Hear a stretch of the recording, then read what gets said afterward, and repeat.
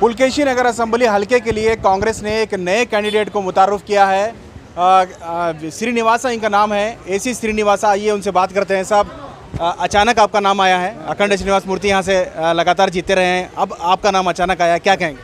Sir, ಇವತ್ತು ನಮ್ಮ ಕಾಂಗ್ರೆಸ್ ಪಕ್ಷದ ಹೈಕಮಾಂಡು ACC KPCC ಮುಖಂಡರಾದಂಥ ನಮ್ಮ ಖರ್ಗೆ ಸಾಹೇಬರು, DK ಶಿವಕುಮಾರ್ ಸಾಹೇಬರು, ನಮ್ಮ CLP ನಾಯಕ ಸಿದ್ದರಾಮಣ್ಣವರು, ಪರಮೇಶ್ವರ್ ಅವರು, ಜಮೀರ್ ಅಣ್ಣವರು, ಇನ್ನೂ ಅನೇಕ ಮುಖಂಡರುಗಳು ಸೇರಿಕೊಂಡು ನನಗೆ ಈ ಪುಲಕೇಶಿ ನಗರದಲ್ಲಿ ಕ್ಯಾಂಡಿಡೇಟ್ ಮಾಡಿದ್ದಾರೆ. ನಾನು ಈಗಾಗಲೇ ಮಾದೇಪುರದಲ್ಲಿ 2 ಬಾರಿ ಕಾಂಗ್ರೆಸ್ಸನ್ನು ಕಂಟೆಸ್ಟ್ ಮಾಡಿ ಕಡಿಮೆ ಹಂತದಲ್ಲಿ ಸೋತಿದ್ದೆ. ದೇವನಹಳ್ಳಿ ಕ್ಷೇತ್ರದಲ್ಲಿ ಕೆಲಸ ಮಾಡ್ತಿದ್ದೆ. ಪುಲಕೇಶಿ ನಗರ ಸಹ ನನಗೇನು ಹಳೇದೇನಲ್ಲ, ಮೊದಲು ಯಲಹಂಕ ಕ್ಷೇತ್ರ ಇದ್ದಾಗ ಇಲ್ಲೆಲ್ಲ ಕೆಲಸ ಮಾಡಿದ್ದೀನಿ.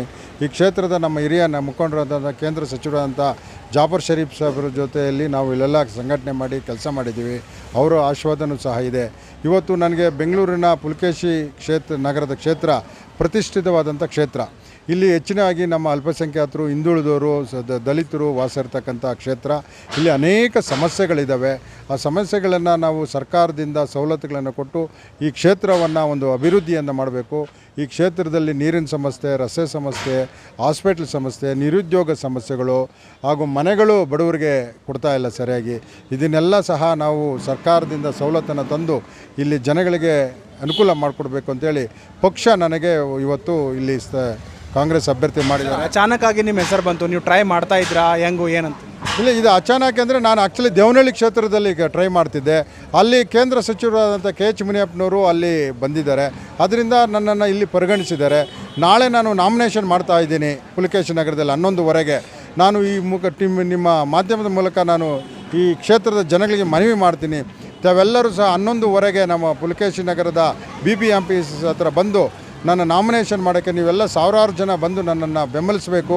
ಈ ಕ್ಷೇತ್ರದ ಅಭಿವೃದ್ಧಿ ಮಾಡಲಿಕ್ಕೆ ನನ್ನ ಗೆಲ್ಲಿಸಬೇಕು ಅಂತ ತಮ್ಮಲ್ಲಿ ಮನವಿ ಮಾಡ್ತೀನಿ. ಸರ್, ಈ ಕ್ಷೇತ್ರ ನೀವು ನೋಡಿದ್ದೀರಾ, ದೊಡ್ಡ ಸ್ಲಮ್ಸ್ ಇದ್ದಾವೆ, ಇಲ್ಲಿ ದೊಡ್ಡ ಸ್ಲಮ್ ಇದೆ, ಆಮೇಲೆ ಮುಸ್ಲಿಂ ಕಮ್ಯುನಿಟಿ ಜಾಸ್ತಿ ಇದ್ದಾರೆ. ಏನು ಒಂದು ಮೆಸೇಜ್ ನಿಮ್ಮಿಂದ? ಸರ್, ಈ ಕ್ಷೇತ್ರದಲ್ಲಿ DG ಹಳ್ಳಿ, KG ಹಳ್ಳಿ ಮತ್ತು ಅನೇಕ ಉಪನಗರಗಳಿದ್ದಾವೆ. ಇಲ್ಲಿನ ಸಮಸ್ಯೆಗಳು ನಾನು ಸುಮಾರು 30 ವರ್ಷದಿಂದ ನೋಡಿದ್ದೀನಿ. ನಾನು ಈ ಕ್ಷೇತ್ರದಲ್ಲಿ ಕೆಲಸನೂ ಮಾಡಿದ್ದೀನಿ. ನಾನು ಜಾಫರ್ ಶರೀಫ್ ಇರ್ಬೋದು, ಪ್ರಸನ್ನ ಕುಮಾರ್ಗಿರ್ಬೋದು, ನಾವು ಮುಂದೆ ಇಲ್ಲಿ ಬಸವಲಿಂಗಪುರ ನಿಂತಿದ್ದಾಗೂ ಕೆಲಸ ಮಾಡಿದ್ದೀನಿ. ನನಗೆಲ್ಲ ಇದೆ, ಈ 30 ವರ್ಷ ಅನುಭವ ಇದೆ. ಅನೇಕ ಸಮಸ್ಯೆಗಳು ಅರಿತಿದ್ದೀನಿ. ನಾನು ಖಂಡಿತ ನಾನು ಇಲ್ಲಿನ ಜನಗಳಿಗೆ ಸ್ಪಂದಿಸಿ ಕೆಲಸ ಮಾಡ್ತೀನಿ ಅಂತ ನಂಬಿಕೆ ಇದೆ. ಸರ್, ಇಲ್ಲಿಂದ previous candidate Akhanda Srinivasa Murthy independent ಆಗಿ ಸ್ಪರ್ಧೆ ಮಾಡ್ತಾ ಇದ್ದಾರೆ, ಅದಕ್ಕೆ ನೀವೇನು ಹೇಳ್ತೀವಿ? ಅವರು ಇನ್ನೂ ಗೊತ್ತಿಲ್ಲ. ಅವರು ಕಾಂಗ್ರೆಸ್ ಪಕ್ಷದಿಂದ ಟಿಕೆಟ್ ಕೊಟ್ಟಿದ್ದರು. ಈ ನಮ್ಮ ಪಕ್ಷದಲ್ಲಿ ಅನೇಕ ಹಿರಿಯ ನಾಯಕರುಗಳಿಗೂ ಸಹ ಒಂದೊಂದು ಸಲ ಟಿಕೆಟು ಕಾರಣ ತಪ್ಪುತ್ತೆ. ತಿರ್ಗಾ ಅವ್ರಿಗೆ ಮುಂದಿನ ಅವಕಾಶಗಳಿದ್ದಾವೆ. ನಾನು ಈ ಮುಖಾಂತರ ಮನವಿ ಮಾಡ್ತೀನಿ, ಏನೋ ಕೆಲವು ಕಾರಣದಿಂದ ನಿಮಗೆ ಟಿಕೆಟ್ ಮಿಸ್ ಆಗಿರ್ಬೋದು, ಮುಂದಿನ ಅವಕಾಶ ಇದೆ, ನೀವು ತಾಳ್ಮೆಯಿಂದ ಇರಬೇಕು ಅಂತ ನಾನು. ಕಾಂಗ್ರೆಸ್ ಬಿಡಬೇಡ ಅಂತ ಬಯಸ್ತೀರಾ?